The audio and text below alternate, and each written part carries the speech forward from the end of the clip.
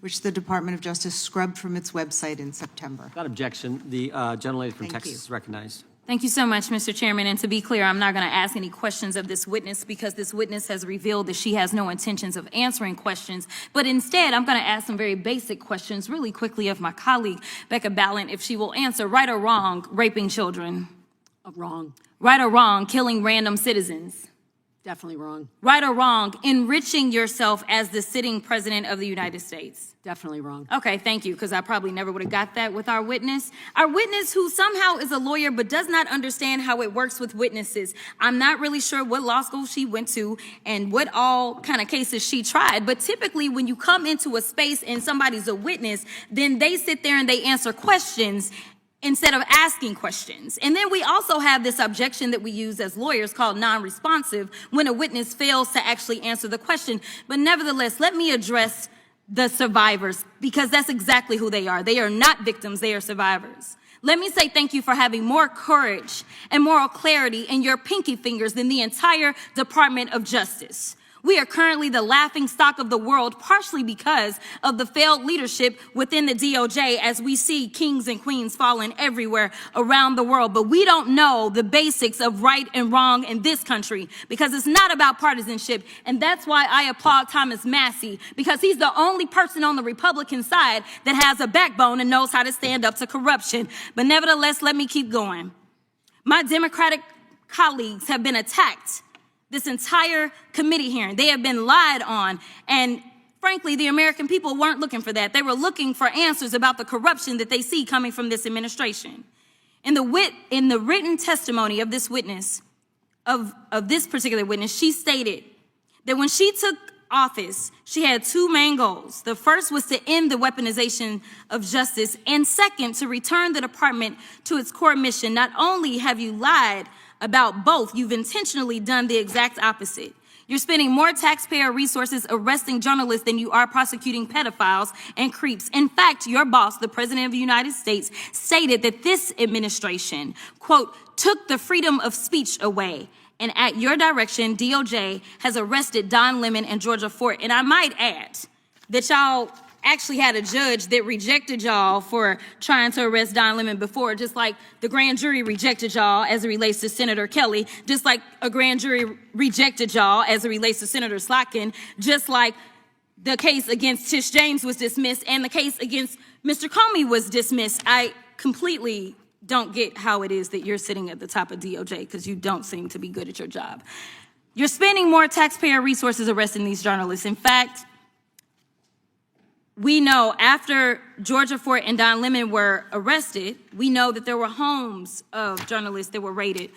We know that threatened prosecution against students protesting your actions and forced tech companies to remove apps used to track ISIS activities. But let's circle back to you protecting pedophiles and creeps, because I want to talk about the president and his possible involvement with Jeffrey Epstein. Now, I don't know what the president might have done with Jeffrey Epstein, but unlike this administration, I believe that facts matter. So let's talk about the facts. Fact number one, Donald Trump is one of the most named people in the Epstein files. At least 5,000 files contains more than 38,000 references to Trump, his wife, or Mar-a-Lago. Fact number two, Jeffrey Epstein and Ghislaine Maxwell made young girls available to Trump on multiple occasions. For example, according to this file, Ghislaine Maxwell presented a young girl to President Trump who spent more than 20 minutes apparently flirting with her. Here's another example. This shows notes from FBI investigators that describe Jeffrey Epstein transporting a victim to Mar-a-Lago to meet with President Trump, where he bragged to Trump that, quote, this is a good one. Now, I'm not saying that the president is a pedophile, but there is a lot of evidence in these files that suggests that he's very close friends with a lot of men who are pedophiles. What's crazy about all of this is just that this is a big cover-up.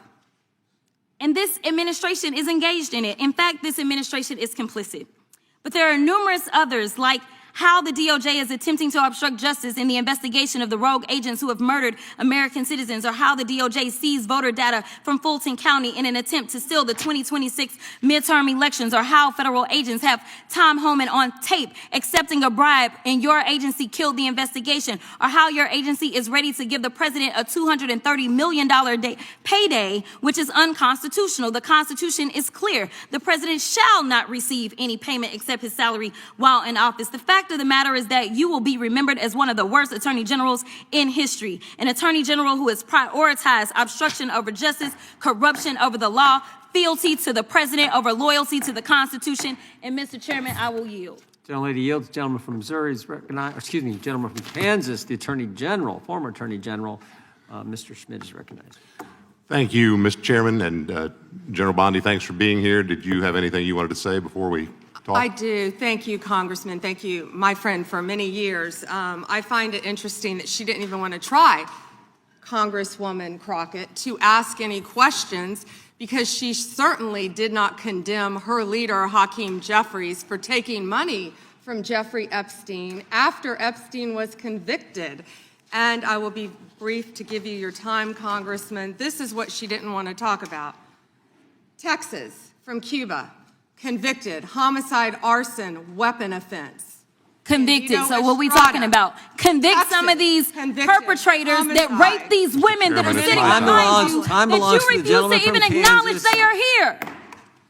Time belongs to the Texas. gentleman from Kansas. Mr. Chairman, could I have a few seconds You back bet, to make you up bet. for the yelling? Thank you. General, did you have anything further to say? Texas, convicted of homicide. Cecil Joseph, from Dominican Republic. Texas, convicted for kidnapping, rape. Khalid Khan, from Afghanistan. That's why they want to talk about Epstein and not what's happening in their own states. Thank you, General, and thank you for being here. And this has been quite a spectacle to observe today. I think it's sad. I ran for Congress because I thought we had serious problems in this country we wanted to try to fix together, and this performance today, not yours, General, but some of my colleagues, has not shored up my confidence that we are up to the task. You and I served together for 8 years when you were Attorney General of Florida.